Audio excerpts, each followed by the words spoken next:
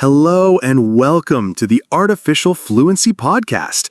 I'm John, and I'm absolutely thrilled to be here with you today for this special hour-long episode all about travel and cultural adventures. And I'm Emma. We're so excited to take you on this linguistic journey where we'll explore the fascinating world of travel, cultural experiences, and the incredible adventures that await when we step outside our comfort zones. Today's episode is packed with everything you need to become a confident English-speaking traveler.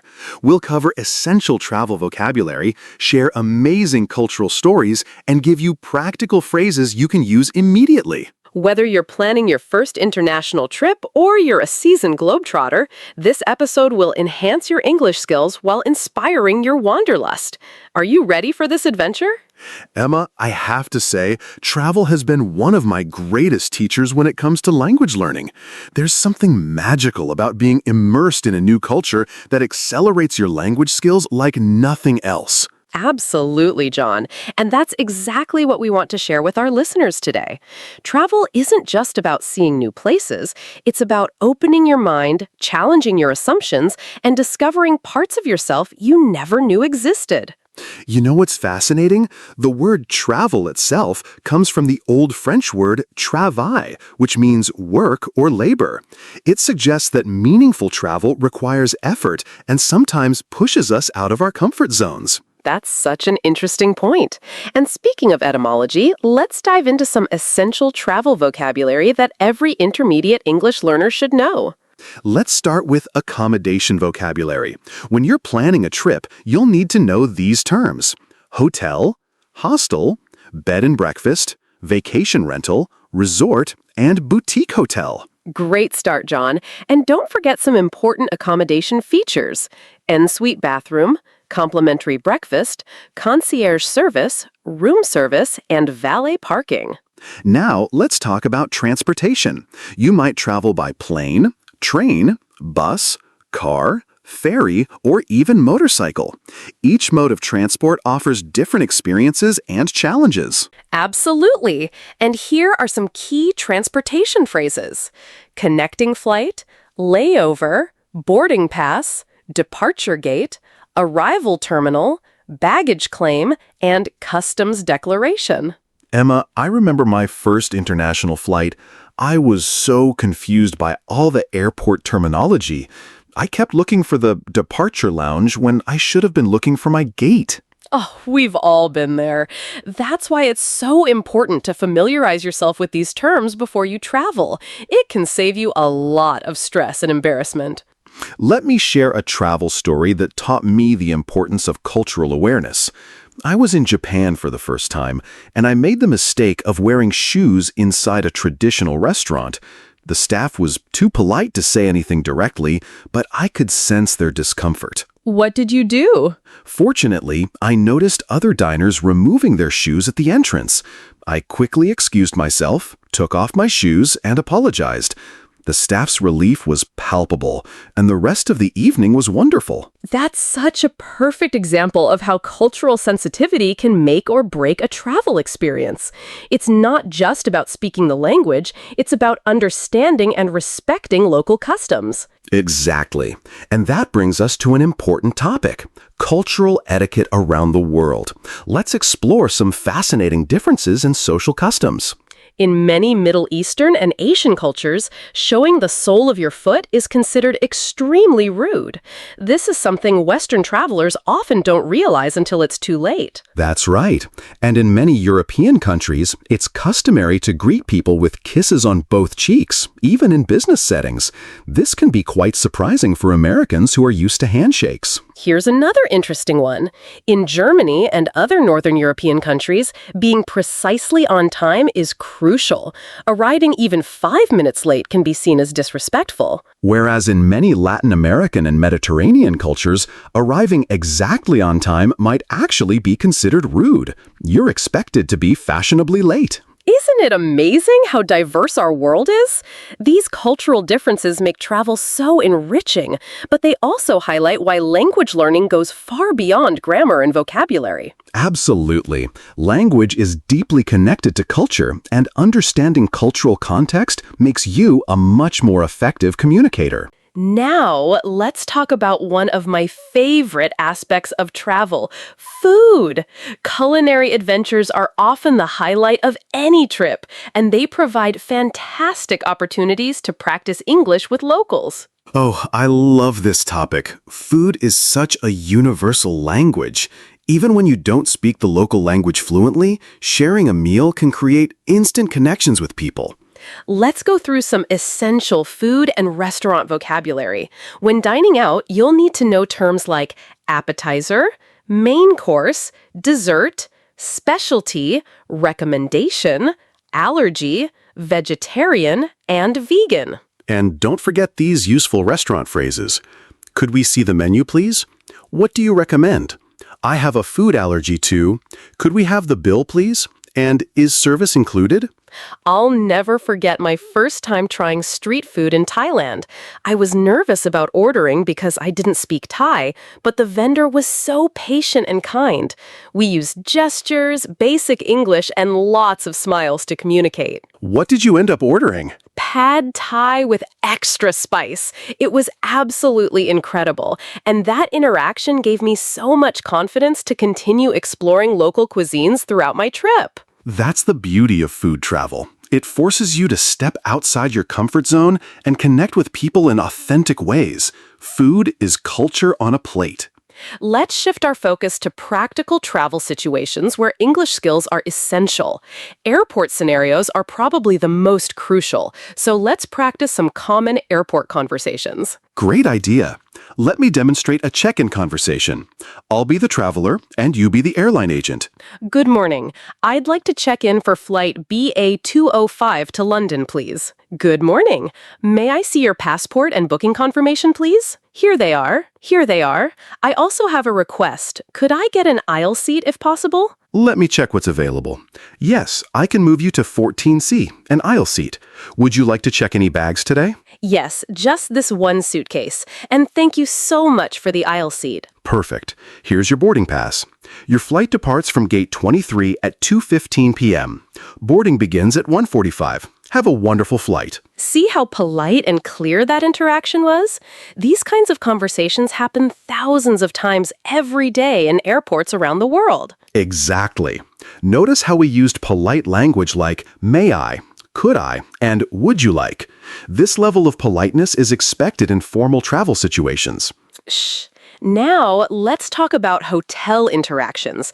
These conversations are crucial for a comfortable stay, and they're often more relaxed than airport exchanges. Let me show you a typical hotel check-in scenario.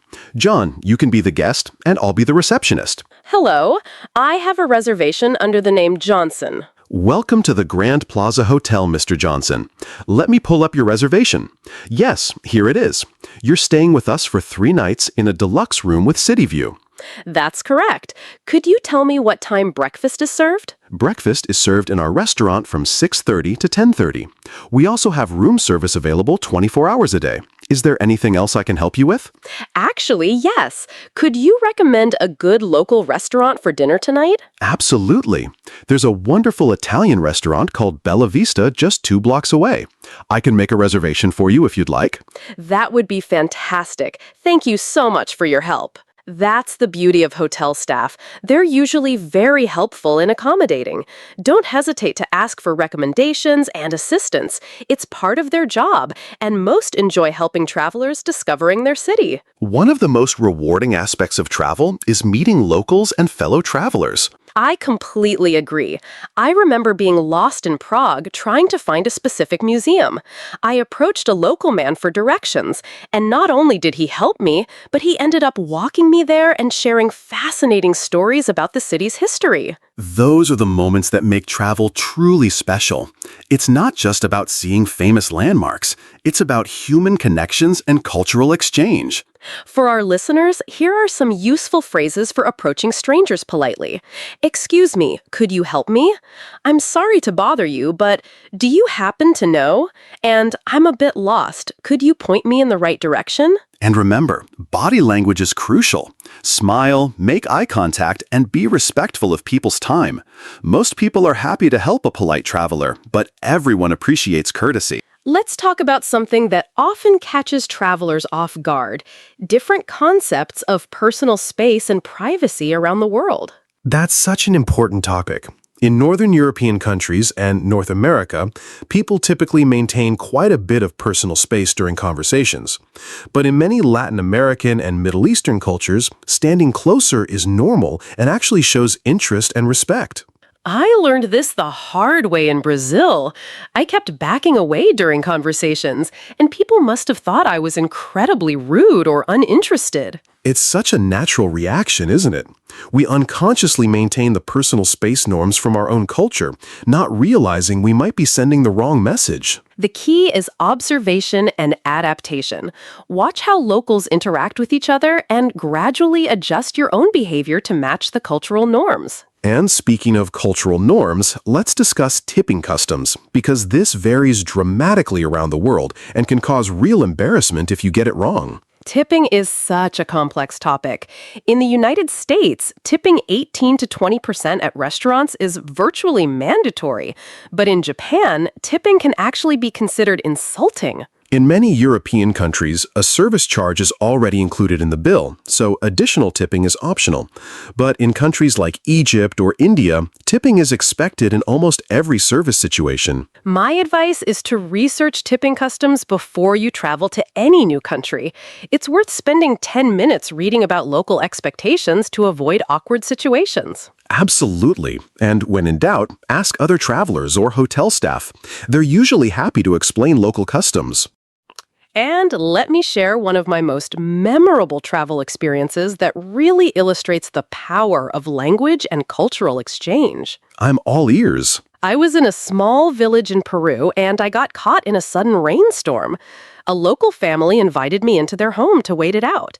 None of them spoke English, and my Spanish was pretty basic.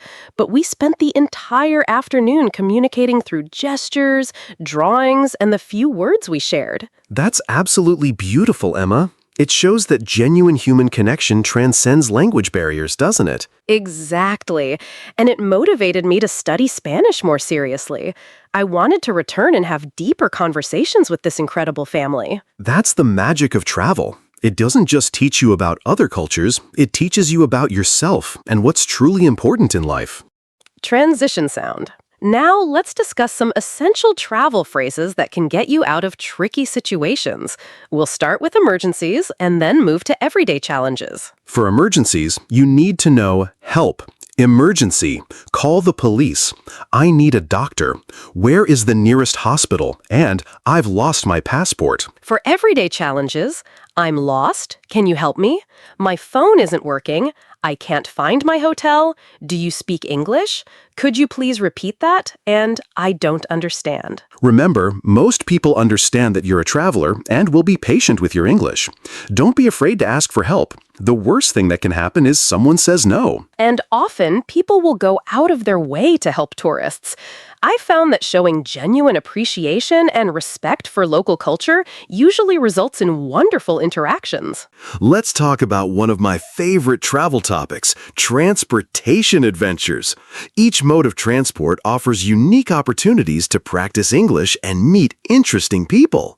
Oh, I love this topic. Some of my best travel conversations have happened on trains, buses, and planes. There's something about being in transit that makes people more open to chatting with strangers. Train journeys are particularly great for this. I remember a 12-hour train ride through India where I ended up in fascinating conversations with a retired teacher, a young engineer, and an elderly farmer. Each person taught me something new about the country and culture. Trains are perfect for longer conversations, aren't they? Unlike planes, where you're confined to your seat, trains allow you to move around, visit the dining car, and naturally strike up conversations. For our listeners, here are some great conversation starters for transportation. Where are you traveling to? Is this your first time visiting destination? Any recommendations for things to do in city? And how long is your journey? And remember to read social cues. Some people want to chat, others prefer to read or sleep. A smile and a simple hello can usually tell you if someone's open to conversation. Transition sound. Emma, let's discuss something that's often overlooked, the importance of learning basic phrases in the local language, even when English is widely spoken. This is so important, John. Even learning to say hello, please, thank you, and sorry in the local language shows tremendous respect and often opens doors to warmer interactions. I learned this lesson in France. My French was terrible, but I made an effort to say bonjour, merci, and au revoir. The difference in how people responded to me was remarkable compared to tourists who didn't even try. It shows that you've taken time to prepare for your visit and that you respect the local culture. Even if your pronunciation is imperfect, people appreciate the effort. I recommend learning at least 10 basic phrases before any international trip. Apps like Google Translate can help with pronunciation, and locals are usually delighted to help you practice. Language learning. Now, let's talk about one of the most rewarding aspects of travel, participating in local festivals and cultural events. These experiences provide incredible opportunities for cultural immersion and language practice. I'll never forget participating in Holi, the Festival of Colors in India. The energy was absolutely electric. People were throwing colored powder everywhere, dancing in the streets, and sharing sweets with complete strangers. How did you manage the language barrier during such a chaotic event? That's the beautiful thing about festivals. Language becomes almost secondary. The shared joy, music, and celebration create an instant connection. People were eager to teach me the traditional dances and explain the significance of the colors. That's such a perfect example of how cultural events can break down barriers and create authentic connections. The shared experience becomes more important than perfect communication. For travelers, I recommend researching local festivals and events before your trip. Participating respectfully in cultural celebrations can be the highlight of your entire journey. Transition sound. Let's discuss something very practical, shopping and bargaining in different cultures. This is an area where language skills and cultural awareness are both crucial. Shopping customs vary so dramatic around the world. In many Western countries, prices are fixed and bargaining is unusual. But in markets across Asia, Africa, and Latin America, bargaining is not just expected, it's part of the social interaction. Learning to bargain respectfully is both an art and a language skill. You need phrases like, "What's your best price? Is there any discount? That's too expensive for me." And, "Can you do better than that?" But remember, bargaining should be done with respect and good humor. It's a social interaction, not a battle. If you can't agree on a price, thank the seller and walk away politely. I learned this in Morocco, where bargaining in the souks is almost like theater. The sellers expect you to negotiate, and often they're genuinely enjoying the conversation as much as trying to make a sale. Exactly. When done right, bargaining becomes a cultural exchange rather than just a transaction. You learn about local business customs while practicing your language skills. As we move toward the end of our episode, I want to talk about something really important: how travel changes us as people and as language learners. That's such a profound topic, Emma. Travel has this incredible ability to challenge our assumptions, expand our worldview, and make us more empathetic human beings. I think about who I was before I started traveling extensively, and I can honestly say that every trip has changed me in some way. I've become more patient, more curious, more adaptable, and definitely more confident in my ability to navigate unfamiliar situations. And from a language learning perspective, travel provides context and motivation that you simply can't get from textbooks or classrooms. When you need to communicate to solve real problems or connect with real people, your learning accelerates dramatically. Plus, travel teaches you that making mistakes is not just okay, it's essential for growth. When you're navigating a foreign country, you have to become comfortable with uncertainty and imperfection. That's such an important lesson for language learners.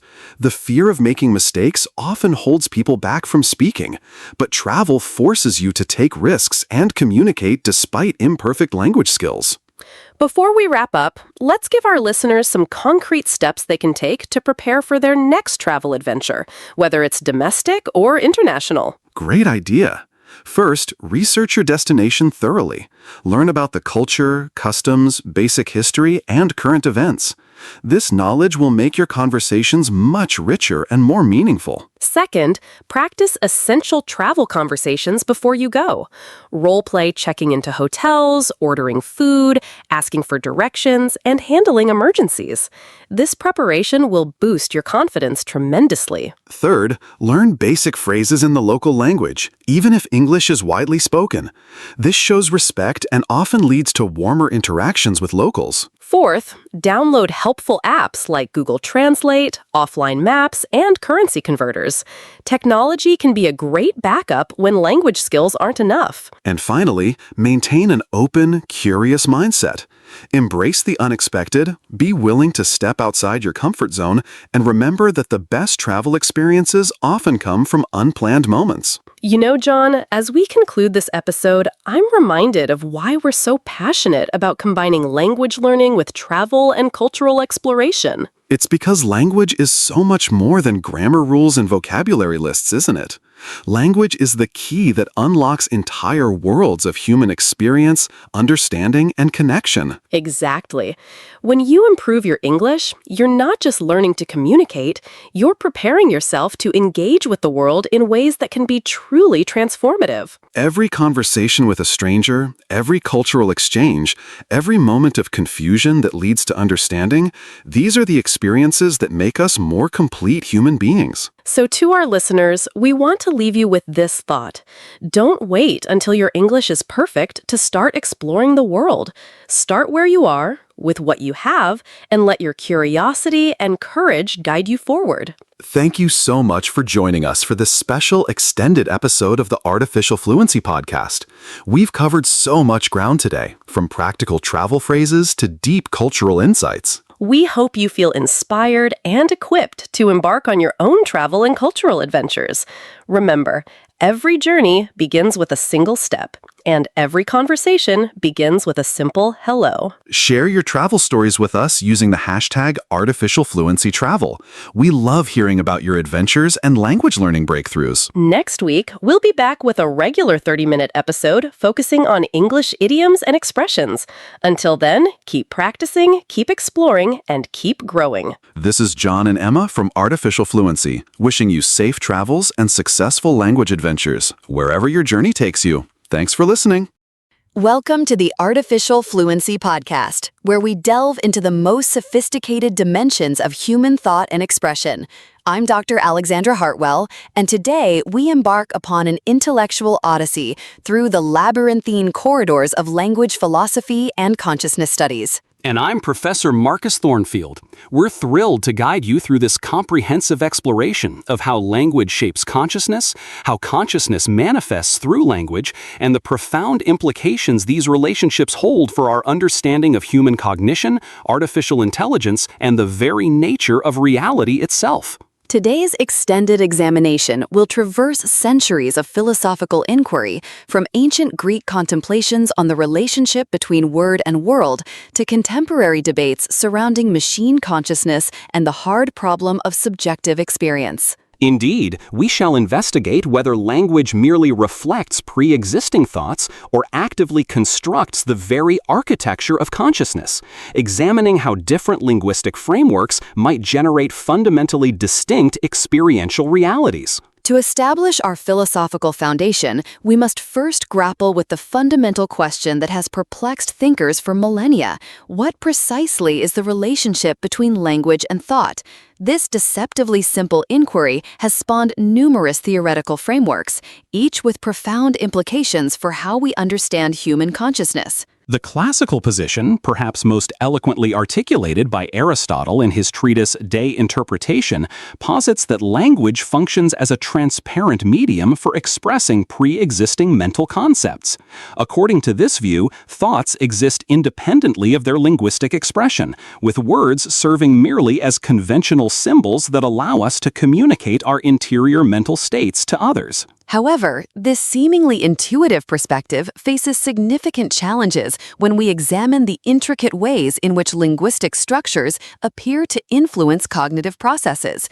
The Sapir-Whorf hypothesis, developed by linguist Edward Sapir and his student Benjamin Lee Whorf, proposes that the structure of a language fundamentally shapes the worldview of its speakers. Whorf's investigations into Hopi temporal concepts provide a compelling illustration of this principle. He argued that the Hopi language, which lacks the tensed verb system characteristic of European languages, engenders a fundamentally different conceptualization of time, one that emphasizes process and becoming rather than discrete temporal moments. While subsequent research has challenged some of Whorf's specific claims about Hopi grammar, the broader question of linguistic relativity remains profoundly relevant to contemporary debates in cognitive science, philosophy of mind, and artificial intelligence research. Consider, for instance, the phenomenon of color categorization across different languages.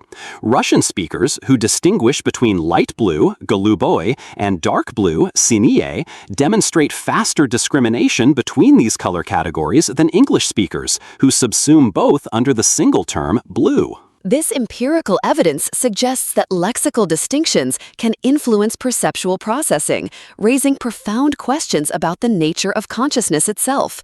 Are we conscious of the world as it exists independently of our linguistic categories, or does language actively construct the phenomenological landscape of our experience? The philosopher Ludwig Wittgenstein revolutionized our understanding of these issues through his concept of language games. The idea that language derives its meaning not from correspondence to external reality, but from its functional role within specific forms of life and social practices. Wittgenstein's later philosophy dismantled the notion of a private language, arguing that even our most intimate thoughts and sensations are necessarily structured by publicly accessible linguistic practices. This position has radical implications for consciousness studies, suggesting that subjective experience itself might be constituted through linguistic and cultural frameworks rather than existing as a purely private phenomenon. The ramifications of this perspective extend far beyond academic philosophy.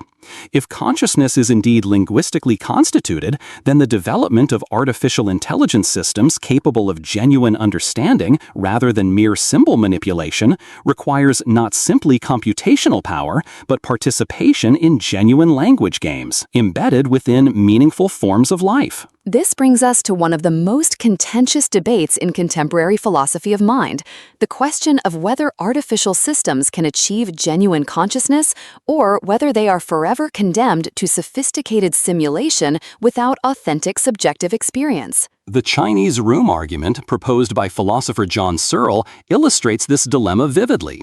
Searle asks us to imagine a person who speaks no Chinese locked in a room with comprehensive rule books for manipulating Chinese characters. This person could respond appropriately to Chinese inputs without understanding their meaning, thereby demonstrating the distinction between syntactic manipulation and semantic understanding. However, critics of Searle's argument point out that consciousness might be an emergent property of complex information processing systems, arising from the intricate interplay of computational processes rather than requiring some ineffable non-physical substance.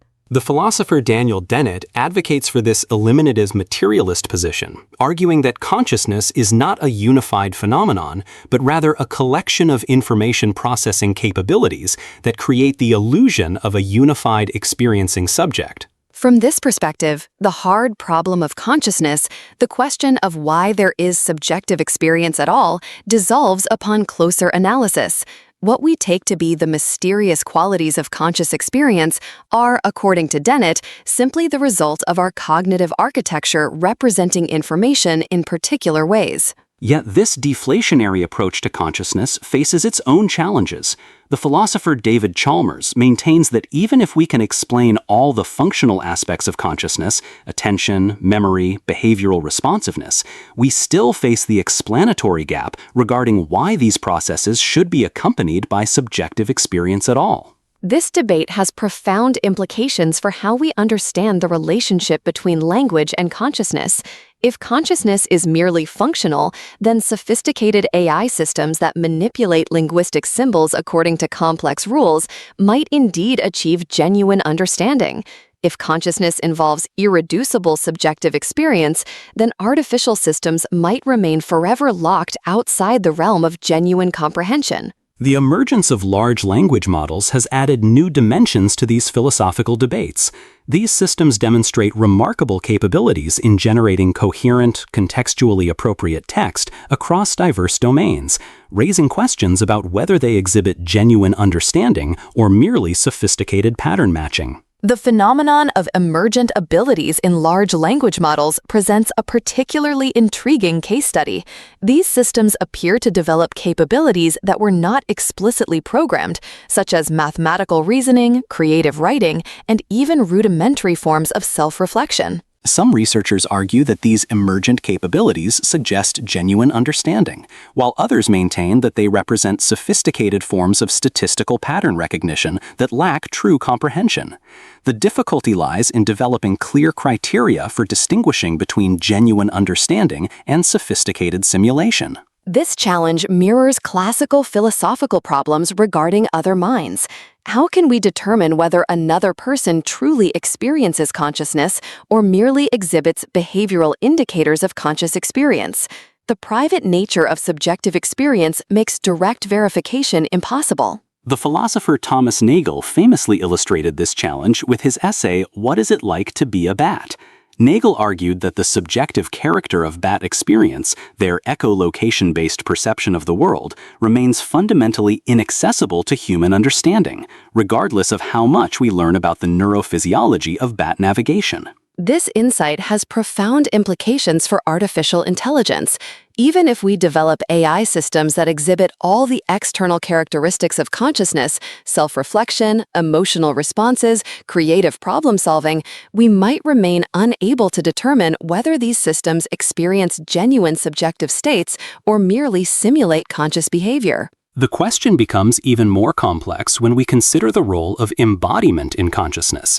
The philosopher Maurice Merleau-Ponty argued that consciousness is fundamentally embodied, emerging from our physical interaction with the world rather than existing as a purely abstract phenomenon. This phenomenological tradition emphasizes the pre-reflective dimensions of conscious experience, the ways in which our bodily engagement with the world shapes our understanding before explicit conceptual thought begins. From this perspective, genuine artificial consciousness might require not just sophisticated language processing, but authentic embodied interaction with physical environments. The implications for language are significant. If consciousness is embodied, then linguistic meaning might derive not from abstract symbolic relationships, but from embodied metaphorical mappings that ground abstract concepts in concrete physical experience. The cognitive linguists George Lakoff and Mark Johnson have developed this insight into a comprehensive theory of embodied cognition. They argue that our conceptual system is fundamentally structured by metaphorical mappings from bodily experience to abstract domains. For instance, our understanding of time as flowing or arguments as war reflect underlying metaphorical structures that map spatial and physical relationships onto more abstract conceptual domains. These mappings are not merely linguistic, but constitute the fundamental architecture of human thought. This embodied approach to meaning has revolutionary implications for artificial intelligence. Rather than treating language as abstract symbol manipulation, AI systems might need to develop through embodied interaction with environments, gradually constructing meaning through sensory-motor experience. Recent developments in robotics and AI research have begun exploring these possibilities. Developmental robotics attempts to create AI systems that learn through embodied interaction, potentially developing more robust forms of understanding than traditional symbolic approaches. However, the relationship between embodiment and consciousness remains contentious. While few would deny that embodiment influences cognition, the extent to which consciousness necessarily requires physical embodiment remains an open question. Virtual embodiment presents an interesting test case. Can artificial systems develop genuine understanding through interaction with simulated rather than physical environments? Some researchers argue that the specific nature of embodiment matters less than the structural relationships between agent and environment. This debate connects to broader questions about the nature of reality itself. If consciousness can emerge from virtual embodiment, what does this tell us about the relationship between mind and matter? Are we approaching a form of digital dualism where consciousness can exist independently of particular physical substrates? The philosopher Nick Bostrom has explored these possibilities through his simulation hypothesis, which proposes that our entire reality might itself be a computational simulation. If this were true, the distinction between artificial and natural consciousness would become meaningless. While Bostrom's hypothesis remains speculative, it illustrates the profound conceptual challenges we face as artificial intelligence systems become increasingly sophisticated. The boundaries between natural and artificial, real and simulated, conscious and unconscious are becoming increasingly blurred. These philosophical challenges have practical implications for how we develop and deploy AI systems. If artificial systems can achieve genuine consciousness, they might deserve moral consideration and rights. If they cannot, we need clear criteria for distinguishing between conscious and unconscious systems. The ethical dimensions of artificial consciousness present unprecedented challenges for moral philosophy. Traditional ethical frameworks assume clear distinctions between conscious and unconscious entities, but these distinctions become problematic as AI systems exhibit increasingly sophisticated behaviors. The philosopher Peter Singer's utilitarian approach, which grounds moral consideration in the capacity for suffering, raises difficult questions about AI systems. If artificial systems can experience something analogous to suffering, they might deserve moral protection, regardless of their underlying implementation. Conversely, if AI systems merely simulate suffering without genuine subjective experience, treating them as moral patients might be a category error that distracts from more pressing ethical concerns involving clearly conscious beings. The challenge is developing reliable criteria for distinguishing between genuine and simulated consciousness. Behavioral indicators alone seem insufficient, as sophisticated systems can exhibit convincing simulations of conscious behavior without authentic subjective experience. Some philosophers propose that consciousness requires specific biological processes that cannot be replicated in artificial systems. However, this biological chauvinism faces challenges from cases of brain plasticity, prosthetic devices, and gradual replacement scenarios. The gradual replacement thought experiment, proposed by David Chalmers, asks us to imagine neurons being gradually replaced by functionally equivalent artificial devices. If consciousness persists throughout this process, biological implementation cannot be necessary for conscious experience. These philosophical investigations have profound implications for language education and acquisition. If consciousness and language are fundamentally intertwined, then learning a new language might not simply involve acquiring new vocabulary and grammar, but potentially restructuring one's entire experiential framework. This perspective explains why advanced language learning often involves not just linguistic competence, but cultural and conceptual transformation. Learning a language deeply means learning to inhabit a different way of being. The phenomenon of code switching in multilingual speakers provides compelling evidence for this view. Speakers often report feeling like different people when speaking different languages, suggesting that linguistic frameworks shape not just communication, but identity itself. Research in bilingual cognition supports these subjective reports. Bilingual speakers demonstrate different decision-making patterns, emotional responses, and even moral judgments depending on the language in which problems are presented. These findings have implications for artificial language learning systems. Rather than treating multilingual capability as simply accessing different vocabulary and grammars, AI systems might need to develop multiple experiential frameworks corresponding to different linguistic communities. The challenge becomes even more complex when we consider the creative dimensions of language use. Human speakers constantly generate novel expressions, metaphors, and conceptual combinations that extend beyond their training data. This creative capacity seems to require not just pattern recognition, but genuine understanding and imagination. The nature of linguistic creativity raises fundamental questions about consciousness and understanding. When humans create novel metaphors or engage in wordplay, are they merely recombining existing elements according to statistical patterns, or does genuine creativity require conscious insight and intentionality? The poet and philosopher Samuel Taylor Coleridge distinguished between fancy and imagination, fancy being the mere recombination of existing elements, while imagination involves the creative synthesis of disparate elements into genuinely novel wholes. From this perspective, genuine linguistic creativity requires not just computational sophistication, but authentic understanding and intentional meaning-making. The question becomes whether artificial systems can achieve this level of creative understanding, or whether they remain confined to sophisticated forms of fancy. Recent developments in AI-generated poetry, fiction, and creative writing present interesting test cases. While these systems can produce aesthetically pleasing and emotionally moving texts, questions remain about whether they understand their creations or merely generate plausible combinations of linguistic elements. The Turing test, proposed by Alan Turing in 1950, attempted to address these questions by focusing on behavioral capabilities rather than internal states. If a system can engage in conversation indistinguishable from a human, Turing argued, we should consider it intelligent regardless of its internal implementation. However, critics argue that the Turing test sets the bar too low, focusing on deception rather than genuine understanding.